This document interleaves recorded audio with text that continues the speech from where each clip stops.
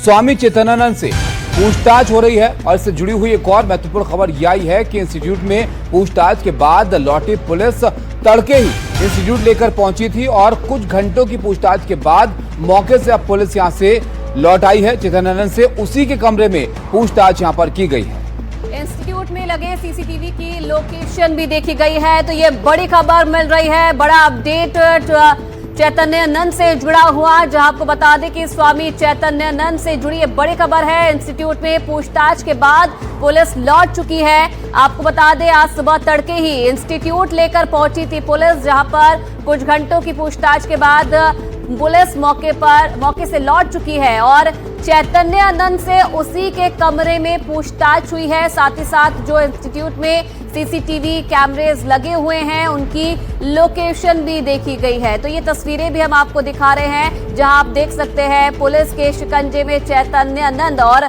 जब पुलिस उसे इंस्टीट्यूट में लेकर पहुंची थी। एक और बड़ी खबर इसी से जुड़ी हुई, चैतन्यानंद पर सूत्रों के हवाले से बड़ा खुलासा हुआ है। फरारी के दौरान बाबा सस्ते होटल में रुका था, ये जानकारी मिल रही है। जहां सीसीटीवी ना हो, कोशिश की जाती थी इसकी तरफ से कि वहां ये रुके।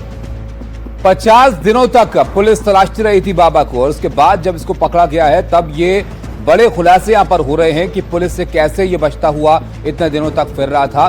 सीसीटीवी ना हो ऐसे होटल्स ढूंढे जा रहे थे इसकी तरफ से और चेले इसके बुकिंग कराते थे और चैतन्यानंद के मददगारों की तलाश भी अब पुलिस यहां पर कर रही है। हमारे साथ अनुष्का हमारे सहयोगी जुड़ रही हैं। अनुष्का, पुलिस पूछताछ कर रही है, इंस्टीट्यूट भी लेकर गई है और ये भी जानकारी आ रही है कि कैसे ये बचता फिर रहा था। जरा बताइए अब तक पुलिस की पूछताछ में क्या महत्वपूर्ण बातें सामने आई हैं और कौन लोग थे जो इसकी मदद कर रहे थे, इसके बारे में कुछ पता चल पाया है?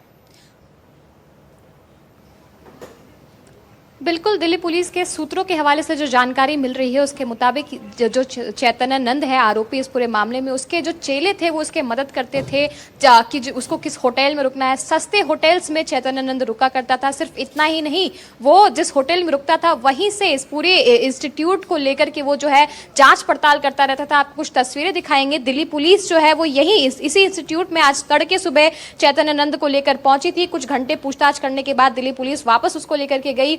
साथ ही साथ ग्राउंड फ्लोर में बने उसके रूम में भी ले गई थी, जहां वो छात्राओं को निजी तौर पर मिलने के लिए बुलाता था। इंस्टीट्यूट में लगे सीसीटीवी कैमरों की लोकेशन देखी गई और जांच की गई कि कौन कौन से कैमरे के एक्सेस बाबा के पास थे और वहां से किस तरह वो छात्राओं की गतिविधि पर नजर रखता था।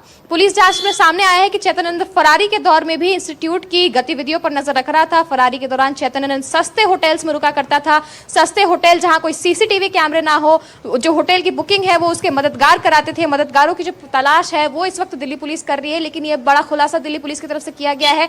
बाबा चैतन्यानंद किसी भी तरीके से इस वक्त दिल्ली पुलिस के पूछताछ में सहयोग नहीं कर रहा है। साथ ही साथ बार बार वो ये बात कह रहे हैं कि उनको घबराहट हो रही है और जांच में सहयोग करने से बचने के जो बहाने हैं वो ढूंढा करते हैं। दिल्ली पुलिस की तरफ से उनको एक बेडशीट दी गई है और एक सेल में बंद करके रखा गया है। पूछताछ जो है वो लगातार उनसे की जा रही है। सुबह के टाइम वो अपने लिए फ्रूट्स मंगाते हैं और उसी तरीके से दिल्ली पुलिस के साथ वो रहते हैं। दिल्ली पुलिस ने 3 लैपटॉप्स और 1 आईपैड जो है उसके पास से जब्त किया था, जिसको एफएसएल की टीम के पास दिया गया है। पासवर्ड पूछते टाइम में समय जो दिल्ली पुलिस जब उस पासवर्ड पूछती है तो बाबा ये कहते हैं कि उनको पासवर्ड याद नहीं पता चल पाया है, क्योंकि 1 महीने से ज्यादा का समय हो गया था जब से बाबा गायब था और तब से पुलिस इसकी तलाश कर रही थी। क्या इसने अब तक ये बताया है कि कहां कहां ये गया था, कहां कहां ये रुका था, क्योंकि बार बार अपनी लोकेशन भी बदल रहा था इस दौरान?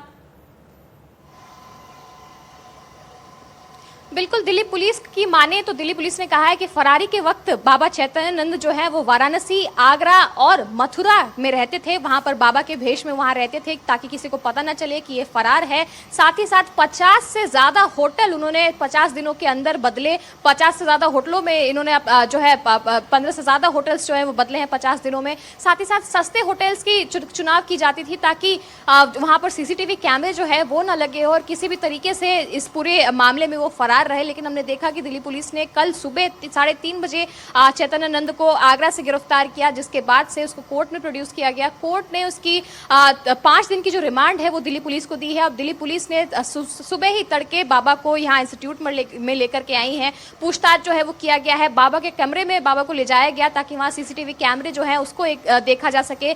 कैसे वो लड़कियों को अपने रूम में बुलाते थे, इस चीज़ की जांच जो है वो करने के लिए तैयार हैं, क्योंकि हमने देखा था 17 से ज़्यादा छात्राओं ने कोर्ट में अपना जो स्टेटमेंट है वो रिकॉर्ड कराया था और कहा था कि उनको किस तरीके से बाबा जो है वो बुलाते थे, धमकियां देते थे कि अगर लड़की वहां तक नहीं पहुंचती है तो फिर उसके नंबर काट लिया जाएगा। ये जितनी भी छात्राएं थी वो सब EWS कोटे में पढ़ती थी, जो इकोनॉमिकली वीकर सेक्शन का कोटा होता है, और साथ ही साथ बाबा उनको विदेश ट्रिप ले जाने की बात से भी कहीं ना कहीं रुझाने की कोशिश करते थे। और साथ ही साथ दिल्ली पुलिस अभी देख रही है। अच्छा अनुष्का, एक और बात और जरा बताइए, क्योंकि ये CCTV कैमरों का जो जिक्र हो रहा है, इसमें अपने कमरे में एक्सेस ले रखा था उसने कैमरों का और उससे ये फॉलो करता था उन छात्राओं को।